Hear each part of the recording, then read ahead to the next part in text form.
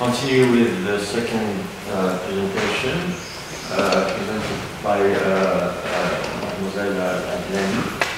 The theme is use of AI methods to predict natural gas consumption and production management in Algeria.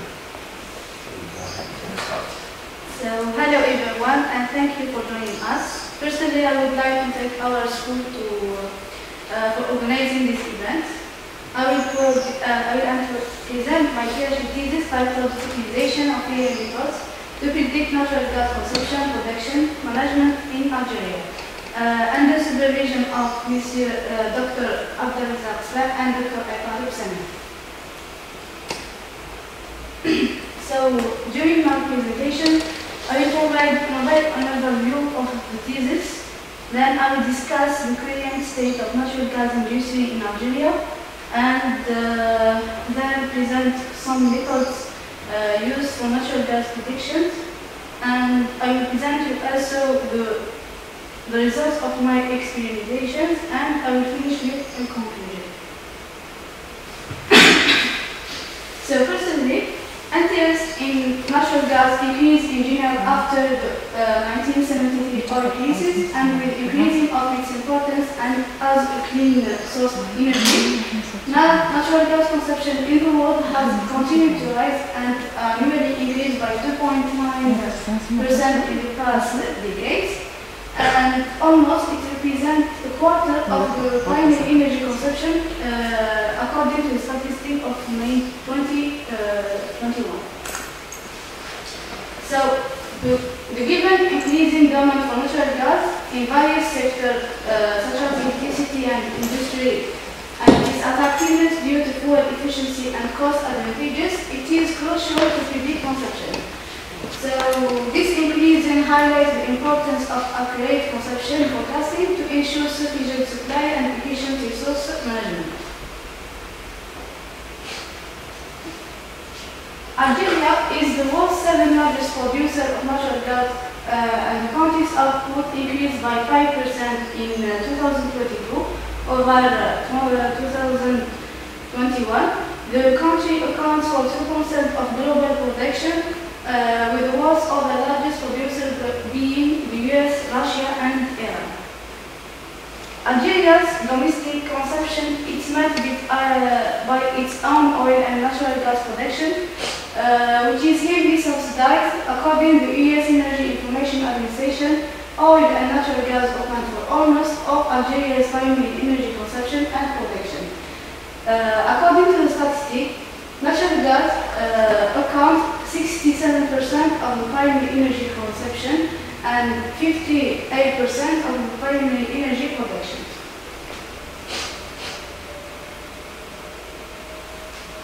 Most of the main factors driving the growth of natural gas consumption in Algeria are expanding residential use, with the population growth in cities and residents, improved access to gas networks, base rates to increase gas consumption in residential areas, development of gas and fossil industries. Algeria's industrial sector relies heavily on natural gas. The expansion of energy-intensive industries such as petrochemical leads to higher demand for industrial gas.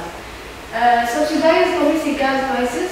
As we know, Algeria has historically kept domestic natural gas prices very low, which has led to a rapid increase in consumption. Another factor which is increased demand for electricity. Increasing demand for electricity with population growth and economic development has led to an increase in gas demand. Another, or the main factor, or most important factor, which is lack of alternative. As we have said, natural gas continues to dominate energy supplies as Algeria makes slow progress in developing renewable energy sources.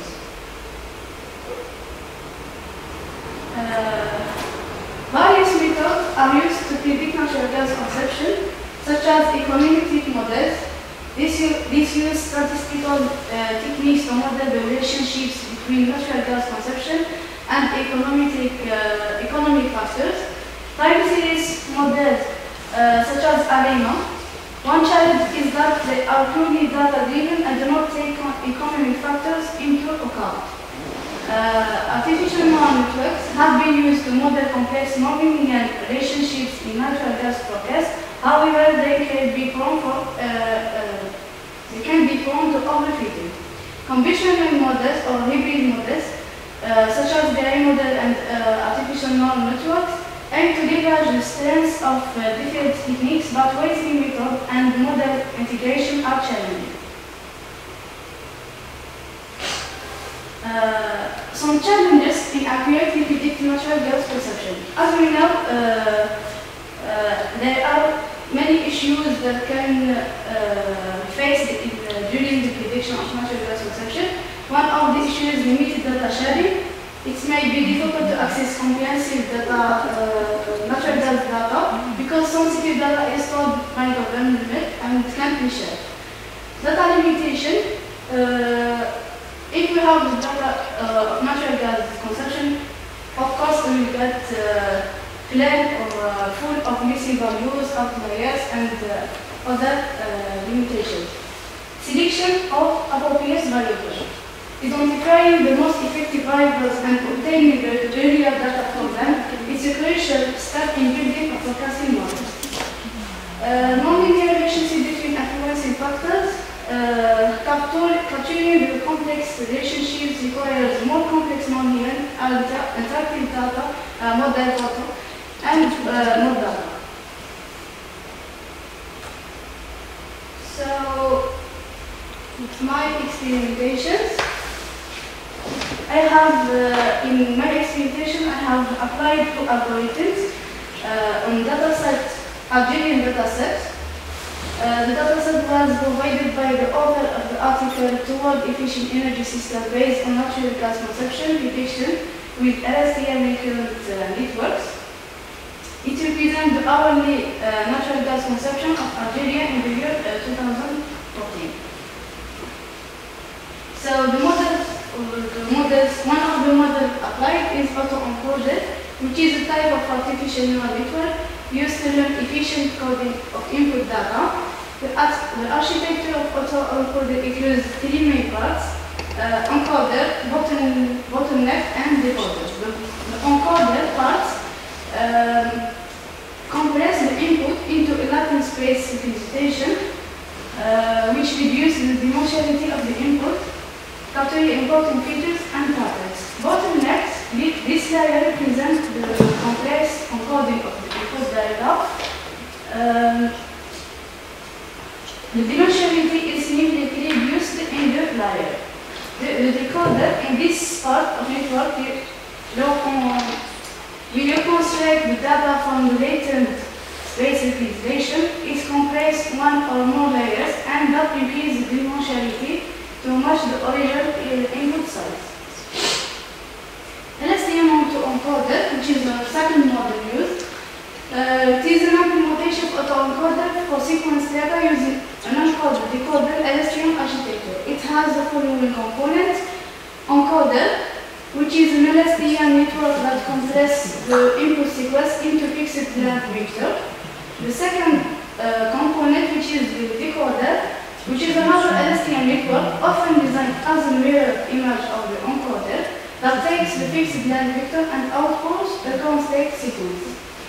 So the LSTM auto-encoder tries to minimize the difference between the input sequence and the reconstructed sequence.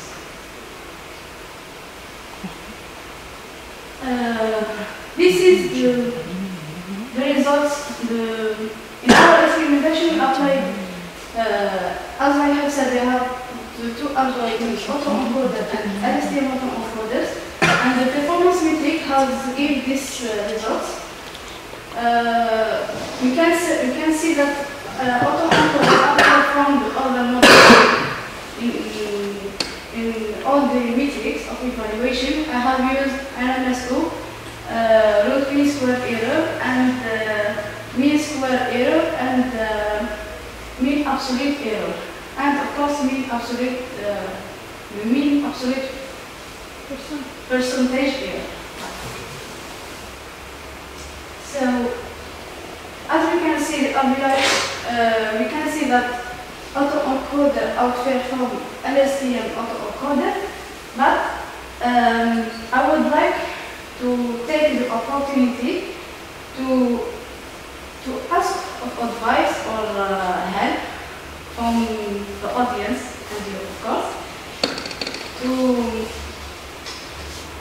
regarding the utilization of normalized data.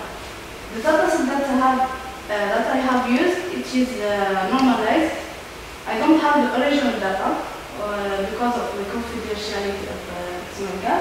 So is it efficient to use normalized data in evaluation phase? So in the evaluation, I have used normalized data. So I don't know. I'm not sure if they are even they are the auto-encoder outperform the other one, but I'm not sure if it is really good result.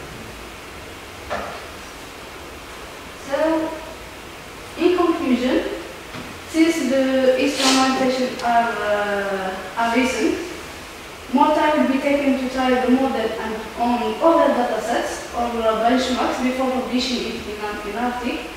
Future work will be involved exploring the use of transformers, even they are complex in implementation, and seeking another elastic class conception dataset.